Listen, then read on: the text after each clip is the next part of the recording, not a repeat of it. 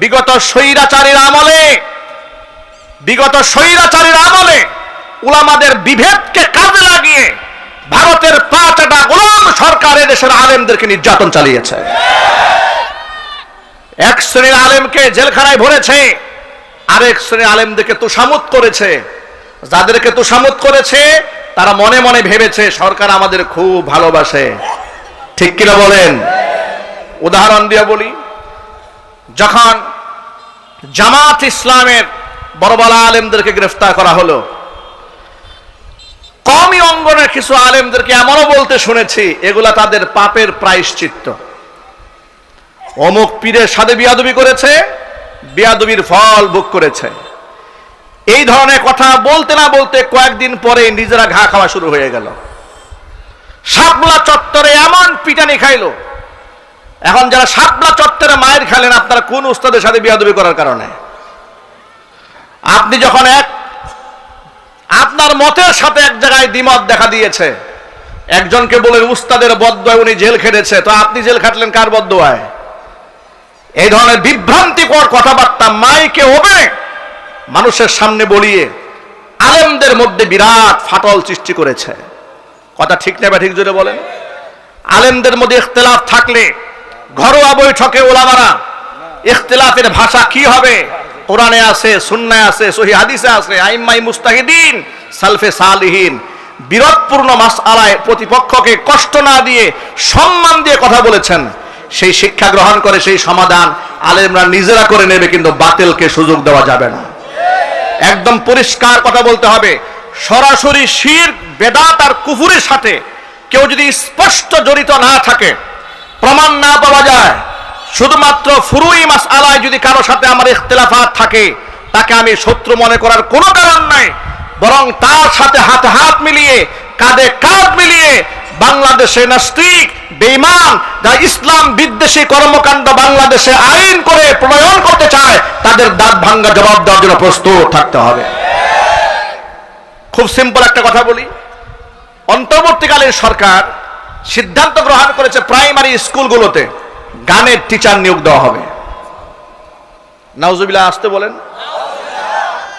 আচ্ছা, গানের শিক্ষক প্রাইমারি স্কুলে লাগবে, এই জন্য দেশের মানুষকে আন্দোলন করেছে? একটু জোরে বলতে হবে। রাজপথে ঝাঁপিয়ে পড়েছে, মানববন্ধন করেছে। এদেশের মানুষ অসংখ্য দাবি দাওয়া নিয়ে মানববন্ধন করেছে, কিন্তু সেগুলা কার্যকর হওয়ার কোনো খবর নাই।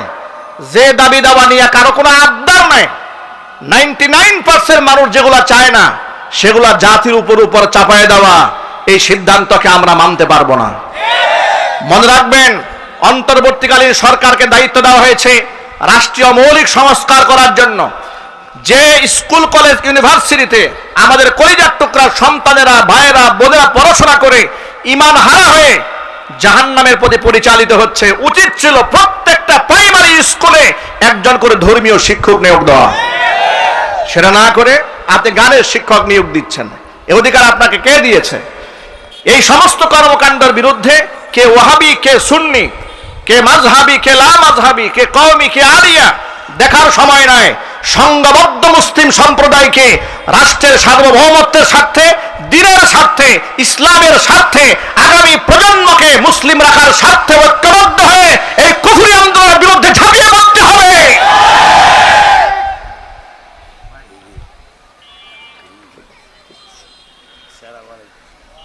প্রিয় ভাইয়েরা আমার, সুতরাং আর এজন্য আমাদের যে কাজটা করতে হবে সেটা হলো, একজনের উপর আরেকজন বিদ্বেষ রাখা যাবে না, হিংসা রাখা যাবে না।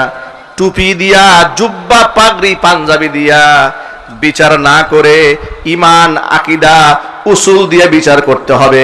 হৃদয়ের সংকীর্ণতা দূর করে উলামাদের ঐক্যের বন্ধন মজবুত করতে হবে। ইনশাআল্লাহ বলেন। এটা জোরে বলুন না ইনশাআল্লাহ।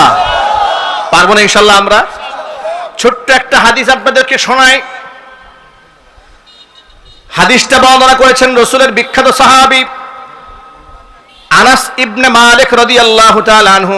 তিনি বলছেন, আনাস ইবনে মালিক রাদিয়াল্লাহু তাআলা আনহু আন্নাহু ক্বাল কুন্না জুলুসান ইনদা রাসূলিল্লাহি সাল্লাল্লাহু আলাইহি ওয়াসাল্লাম। নবীজি সাল্লাল্লাহু আলাইহি ওয়াসাল্লামের পাশে আমরা বসা ছিলাম সাহাবায়ে কেরাম।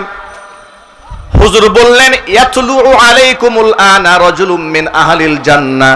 ও সাহাবীরা, এই মুহূর্তে তোমাদের মাঝে একজন জান্নাতি ব্যক্তির আগমন ঘটবে। বর্ণনাকারী সাহাবী হযরত আনাস ইবনে মালিক বলেন, আল্লাহ রাসূল যখন বললেন আমাদের মাঝে একজন জান্নাতি ব্যক্তির প্রবেশ ঘটবে, অধিক আগ্রহে থাকলাম কোন সেই ব্যক্তি, জান্নাতি ব্যক্তি। অবাক হয়ে গেলাম, মনে মনে ধারণা করেছিলাম না জানি কোন বিখ্যাত ব্যক্তি আমাদের মাঝে আগমন করেন। কিন্তু তাকিয়ে দেখি, ইয তালা আলাইনা রাজুলুম মিনাল আনসার তানতিফু লিহিয়াতুহু বিউদুইহি ক্বাদ আল্লাকা নালাইহি বিয়াদিহি শিমাল। দেখলাম একেবারে অখ্যাত একজন আনসারী সাহাবী আমাদের মাঝে প্রবেশ করলেন। ওযু করে এসেছেন, ওযুতে দাড়িটা ভিজে আছে, আর ক্বাদ আল্লাকা নালাইহি বিয়াদিহি শিমাল, বাম হাত দিয়া জুতাটা ধরে দাঁড়িয়ে আছেন। জোরে বলেন সুবহানাল্লাহ। একটা মৌলিক কথা সবসময় মনে রাখবেন, দুনিয়াতে বড় বিখ্যাত আলেম হওয়া মানে আল্লাহর কাছে মাকবুল হয়ে যাওয়া নয়। ফেসবুকে ভাইরাল হয়ে যাওয়া মানে বড় আলেম নয়। একজনের মাহফিলে লক্ষ মানুষ জমা হওয়া মানে আল্লাহর কাছে মাকবুল হয়ে যাওয়া নয়। কারণ এই পৃথিবীর বর্তমান নেচার এমন হয়েছে, চুরি করে ভাইরাল হয়ে গেলেও সে সেলিব্রিটি হয়ে যায়। কথা ঠিক না বেঠিক? জোরে বলেন। যে সমস্ত দেখবেন, যে সমস্ত আলোচকরা, বক্তারা ওয়াজের প্যান্ডেলে বসে ভুল ফতোয়া দেয়, উল্টা পাল্টা বক্তব্য দেয়, মানুষদেরকে বিভ্রান্ত করে, জুতা স্যান্ডেল নিয়ে যাদের বিরুদ্ধে মিছিল হয়, তারা এই সমাজের মধ্যে বেশি ভাইরাল হয়ে যায়। অসংখ্য লোক হয়, বলতে শুরু করে ইনি তো বিরাট বড় আল্লামা হয়ে গেছে। পৃথিবীতে মাশহুর হলেই আল্লাহর কাছে মাকবুল হয় না। এই পৃথিবীতে অসংখ্য মাকবুল ব্যক্তি আছেন যারা দুনিয়াতে মাশহুর থাকে না। এই জন্য হাদিস শরীফে এসেছে, পৃথিবীতে অসংখ্য অখ্যাত ব্যক্তি আছেন যারা আসমানে ফেরেশতাদের কাছে বিখ্যাত। সুবহানাল্লাহ বলবেন না? আবার আসমানে অখ্যাত, পৃথিবীতে বিখ্যাত, এরকম লোকও আছে, অভাব নাই। সুতরাং ভাইরা আমার, আল্লাহ রাসূল যখন বললেন জান্নাতি ব্যক্তি প্রবেশ করবেন, একেবারে অখ্যাত একজন আনসারী সাহাবী প্রবেশ করলেন, একেবারে সাদা মাটা জিন্দেগি, বাম হাতে জুতা ধরে দাঁড়িয়ে আছে মসজিদের ভেতরে। হযরতে আনাস ইবনে মালিক বলেন, তাকে আমরা দেখলাম আর অবাক হলাম। পরের দিন আবার নবীজি সাল্লাল্লাহু আলাইহি ওয়াসাল্লাম একই বাক্য উচ্চারণ করলেন, ইয়াতলু আলাইকুমুল আনা রাজুলুম মিন আহলিল জান্নাহ। এই মুহূর্তে তোমাদের মাঝে একজন জান্নাতি ব্যক্তি প্রবেশ করবেন। আনাস ইবনে মালিক বলেন, আমরা অতি আগ্রহে থাকলাম কোন ব্যক্তি প্রবেশ করে, জান্নাতি ব্যক্তি। অবাক বিস্ময় হলো, গতকাল নবীজি জান্নাতি ব্যক্তি বলার পরে যেই লোকটা প্রবেশ করেছে, আজকে তাকিয়ে দেখি আমরা সেই লোকটাই প্রবেশ করেছে। এবার তৃতীয় দিন আবার মজলিসে বসে আছি হুজুরের সাথে। নবীজি সাল্লাল্লাহু আলাইহি ওয়াসাল্লাম এবার বললেন, শোনো, এই মুহূর্তে তোমাদের মাঝে একজন জান্নাতি ব্যক্তি প্রবেশ করবেন। আনাস ইবনে মালিক বলেন, আমরা অধীর আগ্রহে থাকলাম কোন ব্যক্তি জান্নাতি, একটু দেখে নিতে চাই। দেখি আমরা বিগত 2 দিন জান্নাতি বলার পরে যেই লোকটা প্রবেশ করেছে, তৃতীয় দিন ওই একই আনসারী সাহাবী প্রবেশ করেছে। জোরে জোরে বলেন সুবহানাল্লাহ। একেবারে অখ্যাত একজন ব্যক্তি, এত বড় সার্টিফিকেট পেয়েছেন, জান্নাতের সার্টিফিকেট পেয়েছেন। আর এই সার্টিফিকেট তো দুনিয়ার সাধারণ কোনো মানুষ দেন নাই, দিয়েছেন নবীজুনা মুহাম্মদুর রাসূলুল্লাহ সাল্লাল্লাহু আলাইহি ওয়াসাল্লাম। এবার আপনারা বলেন, আল্লাহ রাসূল যা বলেন তার মধ্যে কি ভুল হওয়ার কোনো সম্ভাবনা আছে? আর জোরে বলুন, আছে। আনাস ইবনে মালিক বলেন, আব্দুল্লাহ ইবনে আমর ইবনুল আস রাদিয়াল্লাহু তাআলা আনহু আনসারী সাহাবীর ব্যাপারে 3 দিন নবীজি জান্নাতি বলে ঘোষণা করেছেন। লোভ সামলাতে পারলেন না, তার মধ্যে এমন কোন আমল আছে যেটা আমাদের মধ্যে নাই? একটু জানা দরকার। এখন এটা জানবেন কি করে? কোন ব্যক্তির সাথে যদি আপনি না থাকেন, না সময় কাটান, না সময় দেন, ব্যক্তির আমল জানা যায় না। এই জন্য তিনি কৌশল অবলম্বন করে বললেন, ও আনসারী সাহাবী ভাই, বাড়িতে আমার বাবার সাথে একটুখানি মনোমালিন্যতা হয়েছে, ঝগড়া হয়েছে, আমি সিদ্ধান্ত গ্রহণ করেছি 3 দিন আমি বাড়ি ফিরে যাব না। তো 3 দিন তো আমার থাকার জায়গা নাই, আমি যদি তোমার সাথে একটু থাকতে চাই কি থাকার সুযোগ দেবে? আনসারী সাহাবী বললেন, কোনো অসুবিধা নাই, চলুন আপনি আমার সাথে। 3 দিন 3 রাত তিনি তার সাথে সময় কাটালেন। এবার আব্দুল্লাহ ইবনে আমর ইবনুল আস রাদিয়াল্লাহু তাআলা আনহু বলছেন, আমি অবাক হয়ে গেলাম, তার মাঝে বিশেষ কোনো আমল দেখলাম না। আমরাও নামাজ পড়ি, তিনিও নামাজ পড়েন, হালাল রুজি রোজগার করেন, আমরাও এটা করি। অস্বাভাবিক বিশেষ কোনো আমল আমরা দেখতে পাইনি। আমি তৃতীয় দিন আমি আমার মুখ ভেঙে বলেই ফেললাম, তাকে জড়তা ভেঙে বলেই ফেললাম যে ভাই আসলে আমার বাবার সাথে ঝগড়াও হয় না, বিবাদও হয় নাই, একটা কৌশল অবলম্বন করে তোমার সাথে 3 দিন 3 রাত সময় কাটিয়েছি। নবীজি সাল্লাল্লাহু আলাইহি ওয়াসাল্লাম তোমাকে 3 দিন জান্নাতি বলে ঘোষণা দিয়েছেন। জোরে বলেন সুবহানাল্লাহ। জানতে চেয়েছিলাম, বুঝতে চেয়েছিলাম তোমার বিশেষ আমল কি। সাহাবী বলেন, শোনো, আমার মধ্যে বিশেষ কোনো আমল নাই, তবে একটা আমল সব সময় করে, সেটা হচ্ছে লা আজিদু ফি নাফসি লি আহাদিন মিনাল মুসলিমিনা গিশান। আমার অন্তরে পৃথিবীর কোন মুসলমানদের প্রতি আমি হিংসা বিদ্বেষ রাখি না। জোরে কোন সুবহানাল্লাহ। শুধু কি তাই, ওয়ালা আহসুদু আলা খাইরিন আতাহুল্লাহু ইয়াহু। যে কল্যাণ আল্লাহ পাক আমার কোন ভাইকে দান করেছেন, ওই কল্যাণ নিয়ে আমি কাউকে হিংসাও করি না। যালিকা ফাদলুল্লাহি ইউতিহি মান ইয়াশা। এটা আল্লাহ পাক যাকে খুশি তাকে দান করেছেন। কাউকে আল্লাহ আলেম বানিয়েছেন, বড় বক্তা বানিয়েছেন, সুন্দর কণ্ঠ দান করেছেন। কাউকে আল্লাহ তাআলা শিল্পপতি বানিয়েছেন, কোটিপতি বানিয়েছেন, কবি সাহিত্যিক বানিয়েছেন, রাজনীতিবিদ বানিয়েছেন, বুদ্ধিজীবী বানিয়েছেন, সচ্ছল বানিয়েছেন, জ্ঞানী বানিয়েছেন। সব কিছু দেওয়ার একমাত্র মালিককে। জোর আওয়াজে বলুন না, মালিককে। আল্লাহর কসম করে বলি, কুফরি বিশ্বাস অন্তরে রাখবেন না। এমন বক্তব্য বলতে শুনেছি যে আমার মধ্যে দারিদ্রতা ছিল, কিন্তু দয়াল বাবার সান্নিধ্যে যাবার পর থেকে আমি ধনী হওয়া শুরু করেছি। জোরে জোরে বলেন নাউজুবিল্লাহ। সব দেওয়ার মালিক কে? ভাইরা আমার পয়েন্টটা এখানে। এবার হযরত আব্দুল্লাহ ইবনে আমর ইবনুল আস রাদিয়াল্লাহু তাআলা আনহু বলছেন, এটাই হচ্ছে সেই গুণ যে গুণটা আমরা ধারণ করতে পারি না। এটা বড় কঠিন আমল, যে কারো প্রতি কোনো রাগ গুসা অন্তরের মধ্যে না রেখে ক্ষমা করে দেওয়া আর কাউকে হিংসা না করা, এত বড় মাপের আমল এটা। এই আমলটা যেই ব্যক্তি করবে সেই ব্যক্তিকে আল্লাহ পাক জান্নাতে পৌঁছে দিবেন। ভাইরা আমার, অন্তরে হিংসা লালন করা হালাল না হারাম? আরো জোরে বলুন। বিদ্বেষ পোষণ করা হালাল না হারাম? অথচ আমরা এক একজনের হিংসার খনি হয়ে বসে আছি। কথা ঠিক না ব্যাঠিক জোরে বলেন? এই কয়েকদিন আগে এক আলেম কোন এক মঞ্চে দাঁড়িয়ে বলল, বিগত 16 বছরে দরসে নিজামির যে সমস্ত ইমাম সাহেবরা মসজিদে আছে তাদেরকে ঘাড় ধাক্কা দিয়া মসজিদ থেকে বের করে দিতে হবে। নাউজুবিল্লাহ বলেন। মানুষ এত হিংসা অন্তরে লালন করেন কি করে? অথচ ইনসাফের দৃষ্টিতে যদি আপনি কথাবার্তা বলেন, বিগত স্বৈরাচারের আমলে দরসে নিজামির আলেমরাই সবচেয়ে বেশি মাজলুম হয়েছে এই মাটিতে। আর সেটা হয়েছে একমাত্র কোরআনের কারণে, একমাত্র ইসলামের কারণে, একমাত্র দ্বীনের কারণে। কথা ঠিক না ঠিক জোরে বলুন। সুতরাং হিংসাত্মক বক্তব্য দিয়ে মুসলিম উম্মাহকে বিভক্ত করা যাবে না। হিংসা ছেড়ে দিতে হবে, উসুল গ্রহণ করতে হবে। মুহাম্মদ রাসূলুল্লাহ সাল্লাল্লাহু আলাইহি ওয়াসাল্লামের উসুল গ্রহণ করতে হবে। লক্ষ্য করে তাকিয়ে দেখুন, নবীজি সাল্লাল্লাহু আলাইহি ওয়াসাল্লাম তলোয়ার দিয়ে জোর জবরদস্তি করে মানুষের হৃদয়ে জায়গা করেন নাই, স্থান করেন নাই। আমাদের সমাজের মধ্যে কিছু লোক আছে ক্ষমতা দিয়ে, লাঠিয়াল বাহিনী দিয়ে মানুষের দিলের মধ্যে জায়গা করে নিতে চান। মনে রাখবেন, লাঠিয়াল বাহিনী দিয়ে জমি দখল করা যায়, হল দখল করা যায়, লাঠিয়াল বাহিনী দিয়ে জায়গা জমি দখল করা যায়, কিন্তু জোর জবরদস্তি করে মানুষের কলিজার মধ্যে জায়গা করা যায় না। মানুষের কলিজার মধ্যে জায়গা নেওয়া যায় আদর্শ দিয়ে। ঠিক না বা ঠিক?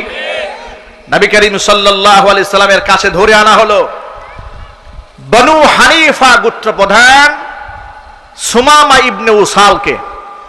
এই সুমামা ইবনে উসাল হচ্ছে কুরাইশদের সাথে ব্যবসায়িক চুক্তিতে আবদ্ধ ছিল। বনু হানিফ গোত্র প্রধান এই বনু হানিফা এলাকা দিয়ে শাম এবং সিরিয়াতে মক্কাতুল মুকাররমায় গম, এরপরে আটা, ধান, শস্য, খাদ্য সামগ্রী সিরিয়া শাম থেকে ঢুকত। বনু হানিফা গোত্র না হয়ে মক্কার লোকেরা খাবার পেত না। আর ওই বনু হানিফা গোত্র প্রধান ছিল, নাম ছিল সুমামা ইবনে উসাল। যেহেতু মক্কার কুরাইশদের সাথে ভালো সম্পর্ক, সেই সূত্র ধরে মুহাম্মদ সাল্লাল্লাহু আলাইহি ওয়াসাল্লামের উপর তার বিরাট রাগ ছিল, গুসা ছিল। এত রাগ গুসা ছিল, সে ঘোষণা করেছিল সুযোগ পেলে মুহাম্মদ সাল্লাল্লাহু আলাইহি ওয়াসাল্লামের দেহ থেকে তার কল্লা বিচ্ছিন্ন করে দেবে। সাহাবা ইকরামের একদল সারিয়া জিহাদি কাফেলা, ছোট্ট একটা কাফেলা বনি হানিফা গোত্র থেকে ওভারকাম করার সময় সুযোগ সন্ধান করে রাসূলের জানি দুশমন সুমামা ইবনে উসালকে গ্রেফতার করলো। সুমামা ইবনে উসালকে গ্রেফতার করে মদিনাতে আনা হলো। মদিনাতে আনার পরে নবীজি সাল্লাল্লাহু আলাইহি সাল্লাম তার ব্যাপারে সিদ্ধান্ত দিলেন তাকে মসজিদে নববীর সামনে খুঁটির সাথে বেঁধে রাখা হোক। কথা কি বুঝতে পারতেছেন আপনারা? শুনতে কষ্ট হচ্ছে না তো? সুমামা ইবনে উসালকে বাঁধা হলো মসজিদে নববীর সামনে খুঁটির সাথে। আল্লাহর নবী সাল্লাল্লাহু আলাইহি ওয়াসাল্লাম প্রথম দিন তার সাথে সাক্ষাৎ করলেন, জিজ্ঞেস করলেন, সুমামা তোমার খবর কি? সুমামা ইবনে উসাল ভীত সন্ত্রস্ত হয়ে নমনীয় হয়ে বলছে, মুহাম্মদ, আমি যে অপরাধ করেছি এই অপরাধের কারণে আপনি যদি আমাকে হত্যা করেন, ইন কতালতা ফাতাকতুল দাদামিন, হত্যার যোগ্য একজন অপরাধীকে আপনি হত্যা করলেন। আর যদি আপনি ওয়াইন তুনিম আলা শাকিরিন, যদি আপনি আমার উপর একটু দয়া করে আমাকে ক্ষমা করে দেন, তাহলে একজন কৃতজ্ঞ ব্যক্তিকে আপনি ক্ষমা করলেন। আপনার এই ক্ষমা আমি কোনোদিন ভুলে যাব না। আর আপনি যদি আমার কাছে মুক্তিপণ চান, যত অর্থ করে আপনি চান আমি দিতে রাজি আছি, কারণ এতটুকু আর্থিক সচ্ছলতা আমার আছে যে আপনার চুক্তিতে আমি সই করতে পারবো। নবীজি সাল্লাল্লাহু আলাইহি ওয়াসাল্লাম তিনটার একটাও করলেন না, অর্থাৎ তাকে হত্যা করলেন না, তাকে ক্ষমা করলেন না, এমনকি তার সাথে মুক্তিপণের চুক্তিও করলেন না। দ্বিতীয় দিন নবীজি সাল্লাল্লাহু আলাইহি ওয়াসাল্লাম সাক্ষাৎ করে বললেন, ও সুমামা, কি খবর তোমার? সুমামা একই জবাব দিলেন। তৃতীয় দিন আবার নবীজি তার সাথে সাক্ষাৎ করলেন, সুমামা তৃতীয় দিন একই জবাব দিলেন। নবীজি সাল্লাল্লাহু আলাইহি ওয়াসাল্লাম সাহাবীদেরকে বলেন, ও সাহাবীরা, তোমরা সুমামার হাতের বাঁধন খুলে দাও, পায়ের শিকলটা খুলে তাকে আজাদ করে দাও। আল্লাহ রাসূলের এই আচরণ দেখে সাহাবায়ে কেরাম রাদিয়াল্লাহু তাআলা আনহুম আজমাইন মনে মনে কষ্ট পেলেন। মনে মনে ভাবলেন, এত কষ্ট করে সুমামাকে ধরে নিয়ে আসছে, ধরেন ফাঁসির আসামি কিংবা এলাকার মধ্যে মাদক ব্যবসায়ী, পুলিশ খুব কষ্ট করে ধরে নিয়ে আসছে। এখন আদালত সব সাক্ষ্য প্রমাণ পাওয়ার পরে তারা বেকসুর খালাস করে দিল। তারা কষ্ট করে ধরে নিয়ে আসছে, মনে একটু কষ্ট লাগবে না? বুঝেন নাই মনে হয়? একটু কষ্ট লাগে, স্বাভাবিক কিনা? তো সাহাবায়ে কেরাম বুঝতে পারলেন না যে ব্যাপারটা কি। সুমামাকে এরকম একটা কুখ্যাত কাফের, হুজুরের শত্রু, ধরে নিয়ে আসলাম, কিছু টাকা পয়সা রাখতে পারলে তো মোটামুটি কাজ হইতো, তাও রাখলেন না, হত্যাও করলেন না, এমনি মাফ করে দিলেন। 3 দিন হয়ে গেছে। সুমামা ইবনে উসাল মসজিদ নববীর সামনে থেকে একটা বাগানে গেলেন, মদিনাতুল মুনাওয়ারা একটা বাগানে গিয়ে সেখানে গিয়ে ভালো করে গোসল করলেন, পবিত্র হলেন, মসজিদ নববীতে আসলেন। এসে নবী করিম সাল্লাল্লাহু আলাইহি ওয়াসাল্লামের সামনে এসে ঘোষণা করলেন, হে আল্লাহর নবী সাল্লাল্লাহু আলাইহি ওয়াসাল্লাম, আমি আপনার সামনে কালিমা পড়ে মুসলমান হয়ে গেলাম। সবাই অবাক হয়ে গেছে, সবাই অবাক হলো, কারণটা কি, ঘটনা কি? সুমামা ইবনে উসাল তখন বললেন, ও আল্লাহর নবী, কসম করে বলি, এই পৃথিবীতে আপনার চেহারার চাইতে নিকৃষ্ট কোনো চেহারা আমি সুমামার কাছে ছিল না, কিন্তু আজকের পর থেকে আপনার চেহারার চাইতে কোনো প্রিয় চেহারা জমিনে আর নাই। আপনার শহর মদিনার চাইতে নিকৃষ্ট শহর আমার কাছে ছিল না, কিন্তু আজকের পর থেকে আপনার শহরের চাইতে প্রিয় শহর এই পৃথিবীতে আমার কাছে আর নাই। আপনার ধর্ম ইসলামের চাইতে নিকৃষ্ট ধর্ম পৃথিবীতে আমার ছিল না, কিন্তু আজকের পর থেকে ইসলামের চাইতে উত্তম ধর্ম পৃথিবীতে আমার কাছে আর নাই। বিগত 3টা দিন আমি আপনার আচরণ লক্ষ্য করেছি, সাহাবীদের সাথে আপনার মুআমালা, মুআশারা, লেনদেন, কথাবার্তা, আদর্শ আমি দেখেছি। আমি একজন বিবেক সম্পন্ন, বোধ সম্পন্ন মানুষ, আমি মূর্খ মানুষ নই। 3টা দিন আপনাকে আমি অবজারভেশনে রেখেছিলাম, 3টা দিন আমি আপনার আখলাক দেখেছি, চরিত্র দেখেছি। আপনার আখলাক আর চরিত্র দেখে আমার কাছে হৃদয় আমাকে এ কথা স্থির হয়েছে অন্তরের মধ্যে, নিঃসন্দেহে আপনি আল্লাহর নবী, আপনি সত্য নবী, মিথ্যা হওয়ার কোনো সুযোগ নাই, আপনার ধর্ম সত্য, আপনি যে একজন সাচ্চা নবী এতে কোনো সন্দেহ নাই। এই জন্য আমি আমার মনের সমস্ত কালিমা দূর করে কালিমা পরে মুসলমান হয়ে গেলাম। জোরে বলেন সুবহানাল্লাহ। আমি এখান থেকে যে সবকটা নিজেকে নিতে চাই আর আপনাদেরকে দিতে চাই সেটা হলো এই, সুমামা ইবনে ওসাল মুহাম্মদ সাল্লাল্লাহু আলাইহি ওয়াসাল্লামের জানি দুশমন ছিল। সে জানি দুশমনদের সাথে হুজুর যে আচরণ ছিল, আজকে আমরা এক মুসলমান অপর মুসলমানের সাথে সেই আচরণ নাই। কথা ঠিক নেবে ঠিক জুড়ে বলেন। সুতরাং আমাদের অন্তর থেকে হিংসাকে দূরীভূত করে আমরা আল্লাহ রসুলের আদর্শকে বাস্তবায়ন করতে চাই। পারবো তো ইনশাআল্লাহ? জুড়ে বলুন ইনশাআল্লাহ। তবে মনে রাখতে হবে এমন কোনো কাজ আঞ্জাম দেওয়া যাবে না যা আমার ঈমানকে ধ্বংস করে দেয়, আমার আমলকে শেষ করে দেয়। নবী করিম সাল্লাল্লাহু আলাইহি ওয়াসাল্লাম সাহাবীদেরকে বললেন, সাহাবীরা, আলা উনাব্বিউকুম বিআকবারিল কাবাইর, আমি কি তোমাদেরকে ভয়ঙ্কর কবিরা গুনাহগুলোর ব্যাপারে সতর্ক করব না, বলে দেব না? সাহাবায়ে কেরাম বলে, নিশ্চয়ই বলে দেবেন। আল্লাহ নবী সাল্লাল্লাহু আলাইহি ওয়াসাল্লাম বললেন, শোনো, আকবারুল কাবাইরি সালাসা, এই পৃথিবীতে যত কবিরা গুনাহ আছে সমস্ত কবিরা গুনার মধ্যে নিকৃষ্টতম 3টা কবিরা গুনাহ আছে, যেগুলো সর্দার কবিরা গুনাহ। এর মধ্যে 1 নাম্বার হচ্ছে আল ইশরাকু বিল্লাহ, আল্লাহর সাথে শরীক স্থাপন করা। 2 নাম্বার হচ্ছে উকুকুল ওয়ালিদাইন, পিতামাতার নাফরমানি করা। 3 নাম্বার কাউলুজ জুর ও শাহাদাতুজ জুর, মিথ্যা কথা বলা অথবা মিথ্যা সাক্ষ্য দেওয়া। 1 নাম্বার কবিরা গুনাহের মধ্যে সবচেয়ে নিকৃষ্টতম কবিরা গুনাহ আল্লাহর সাথে শরীক স্থাপন করা। ও মুসলমান ভাইরা আমার, শারদীয় দুর্গা পূজা অমুসলিমদের শুরু হয়েছে। অমুসলিমরা তাদের ধর্ম পালন করুক, বাধা দেওয়ার সুযোগ নাই। ইসলাম সেটাই বলে দিয়েছে। ইসলাম বলে দিয়েছে লা ইকরাহা ফিদ্দিন, জবরদস্তি করে অমুসলিমকে আপনি আপনার নিজের ধর্ম চাপিয়ে দিতে পারবেন না।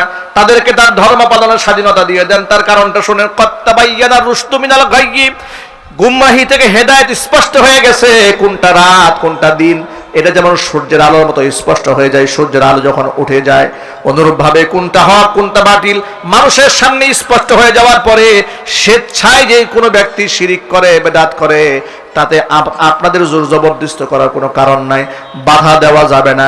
এমনকি তাদের মূর্তিগুলাকে গালমন্দ করা যাবে না। কোরআন বলে দিয়েছে, ওয়ালা তাসুব্বুল্লাযীনা ইয়াদউনা মিন দুনিল্লাহি ফায়াসুব্বুল্লাহা আদওয়ান বিগাইরি ইলমিন, তারা আমি আল্লাহকে বাদ দিয়ে যেই সমস্ত দেব দেবীর পূজা করে তোমরা তাদের গালমন্দ করো না। তাহলে হিংসা বশবর্তী হয়ে তোমার আল্লাহকেই তারা গালি দিয়ে বসবে। যেখানে তাদের সমালোচনা করা যাবে না, গালমন্দ করা যাবে না, অমুসলিমরা ধর্ম পালন করবে, বাধাও দেওয়া যাবে না। আর আমাদের বাংলাদেশের কিংবা গোটা পৃথিবীর কোনো মুসলমান কিংবা কোনো আলেম অমুসলিমদেরকে তাদের পূজা মণ্ডপে পূজা কার্য পরিচালনা করতে বাধাও দেয় না, নিষেধ করে না। ঠিক কিনা বলেন? এটা ইসলামের আদর্শ। কিসের আদর্শ? আপনি বাধা দেবেন না। তবে আমাদের সমাজে যেটা হয় লক্ষ্য করেন, মুসলমানদের যন্ত্রণায় হিন্দুরা ভালো করে নিজেকে পূজাও করতে পারে না। কথা ঠিক নেবে ঠিক? হিন্দুদের পূজার প্রসাদ নিয়ে মুসলমানরা মারামারি করে। আফসোস, হিন্দুদের পূজা শুরু হয়ে গেলে মুসলমানরা শুভেচ্ছা দেওয়া শুরু করে। বিশেষ করে রাজনীতিবিদেরা রাজনীতির স্বার্থে ইলেকশনের সময় হিন্দুদের ভোটের দরকার পড়বে, এই জন্য হিন্দুদের কাছ থেকে সামান্য কয়েকটা ভোট পাওয়ার লোভে তারা শারদীয় দুর্গা উৎসবের শুভেচ্ছা জ্ঞাপন করে। এগুলা কি বাংলাদেশে আছে না নাই? জোর আওয়াজে বলুন, আছে না নাই? পৃথিবীর সমস্ত ফুকাহায়ে কেরাম এই ব্যাপারে একমত। পূজা পার্বণে মুসলমানদের অংশগ্রহণ করা হারাম, সাপোর্ট করা হারাম, শুভেচ্ছা জ্ঞাপন করা হারাম। স্বেচ্ছায় যদি আনন্দ চিত্তে কোনো ব্যক্তি শুভেচ্ছা জ্ঞাপন করে তাহলে বেলা শখ সে কুফরি করে ফেলবে। কিন্তু এটাতে বাংলাদেশে অ্যাভেলেবল, সমানে চলছে। অনেকে বলে হুজুর রাজনীতি করতে হলে একটু করতে হয়। আপনাদেরকে বলি, রাজনীতির স্বার্থে যেই ব্যক্তি ধর্মকে বিকৃত করে মুসলিম সমাজে তার রাজনীতি করার অধিকার নাই। কথা একদম পরিষ্কার। আপনি মুসলমানদের প্রতিনিধিত্ব করবেন আর শিরক করবেন, এটা মুসলমানরা বরদাস্ত করবে না। হাজি হোক আর পাজি হোক, যদি মাত্র কেউ শুভেচ্ছা জ্ঞাপন করে তাকে জনসম্মুখে প্রকাশ্যে তওবা করতে হবে। তার আইডেন্টিটি, তার জাতিসত্তা, তার ইসলাম, তার তাওহীদ, তার কালিমা আমাদের সামনে স্পষ্ট থাকতে হবে। আমি সকল ভাইদেরকে বলি, প্রিয় ভাইরা, ওমরে ফারুক রাদিয়াল্লাহু তাআলা আনহু বলেছেন, পূজা পার্বণে তোমরা অংশগ্রহণ করবে না। তার কারণ ওরা যখন পূজা করে তখন তাদের উপর আল্লাহর পক্ষ থেকে গজব নাজিল হয়। আর সেখানে মুসলিম যুবকেরা, মুসলিম যুবতীরা, ছেলেরা, মেয়েরা সমানে গিয়ে নাচানাচি করছে, খাবার গ্রহণ করছে, আনন্দ করছে। এরপরে নাম দিয়েছে সার্বজনীন শারদীয় দুর্গা উৎসব। সার্বজনীন মানে কি? সার্বজনীন সবার জন্য, এটা নাকি আনন্দের উৎসব। আচ্ছা প্রিয় ভাইরা, আল্লাহর সাথে শিরক করা হবে, এটা কি আমাদেরও আনন্দের কারণ হতে পারে? একটু জোর আওয়াজে বলুন। এটাকে আমি ওয়েলকাম করতে পারি, স্বাগত জানাতে পারি? আমাদের দেশের রাজনীতিবিদরা অবলীলায় এই কাজটা করে যায়। আর যদি আমরা বাধা দেই, আমাদেরকে তখন গালি দেয় মৌলবাদী বলে। কথা ঠিক না ঠিক জোরে বলেন। আমি খুব স্পষ্টভাবে বলি, এই দেশে মৌলবাদী খেলা যারা খেলেছে, তাদের সাথে জাতি চূড়ান্ত খেলা খেলে ফুটবলের মতো লাঠি মেরে ভারত পাঠিয়ে দিয়েছে। ওই খেলা বাংলাদেশে আর চলবে না। মৌলবাদী খেলা চলবে না। জঙ্গিবাদী রাজাকার আল বদর আল শামস, ওই খেলা চলবে না। এই কিশোরগঞ্জের ফজু পাগলা যে খেলা শুরু করেছে, ফজু পাগলাকে বলবো তওবা করো। বক্তৃতা মঞ্চ গিয়ে কিংবা টকশোতে গিয়ে আলেম বিদ্বেষী বক্তব্য দাও। তারা তুমি স্পষ্ট বলেছো ফজু পাগলা যে তোমরা কোনো আলেমদেরকে বিবাহ করো না, আলেমদের সন্তান তোমাদের গর্ভে ধারণ করো না। আল্লাহর কসম, ফজু পাগলা যত বড় শিক্ষিত হোক না কেন, ও মানুষ হতে পারে না, কুলাঙ্গার ছাড়া কিছু হতে পারে না।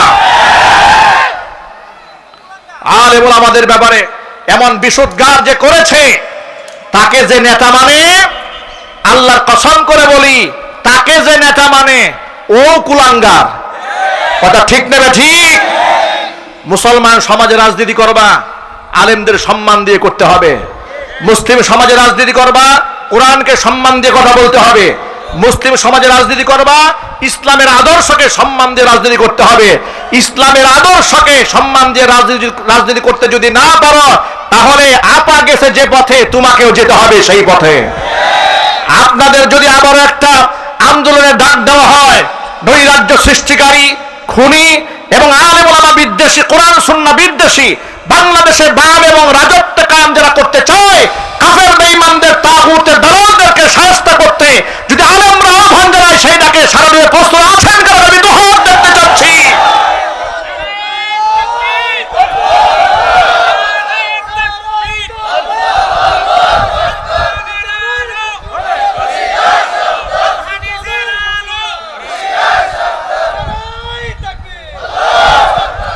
ওনাকে ফজু পাগলা বলা হয়েছে, খুব মাইন্ড করেছে।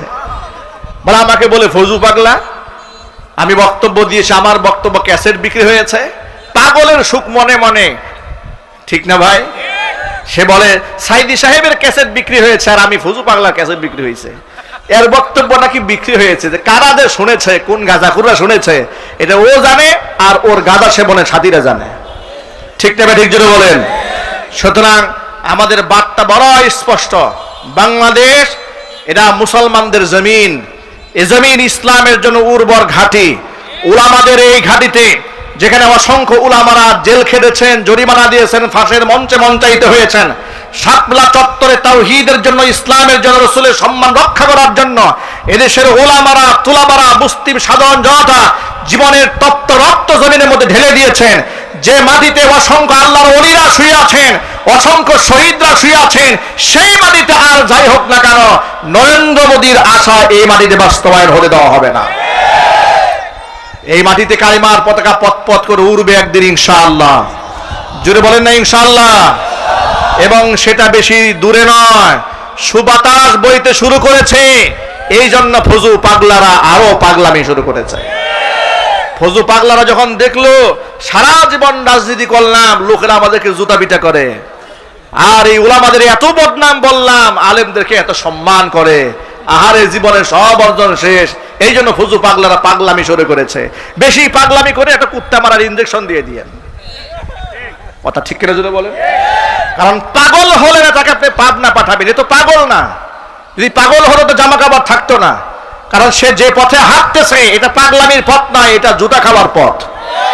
কথা ঠিক না ঠিক বলেন? সুতরাং ইসলামকে খাটো করার কোনো সুযোগ নাই। এ মাটিতে ইসলাম ভেসে আসে নাই। এ মাটির সাথে ইসলামের সম্পর্ক বহুত গভীরে, এর শেকড় অনেক গভীরে, এটাকে উপড়ে ফেলা সম্ভব হবে না। শিক্ষা যদি গ্রহণ করতে মনে চায়, স্বৈরাচারীকে দেখে শিক্ষা গ্রহণ করো।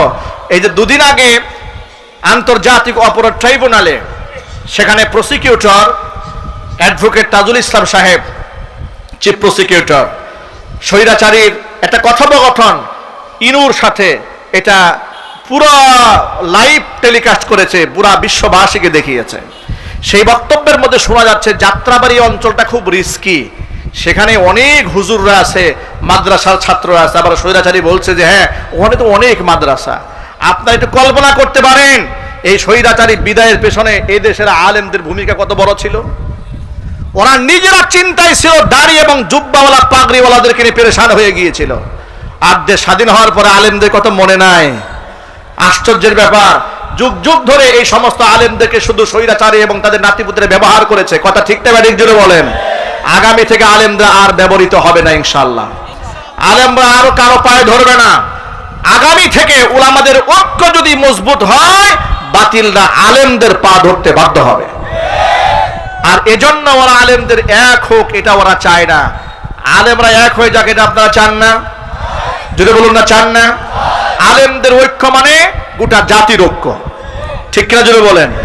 সুতরাং আসুন আমরা ঐক্যবদ্ধভাবে আল্লাহর দ্বীনের জন্য কাজ করি। আল্লাহ পাক যেন সেই তৌফিক আমাদেরকে দান করে, জোরে কোন আমিন।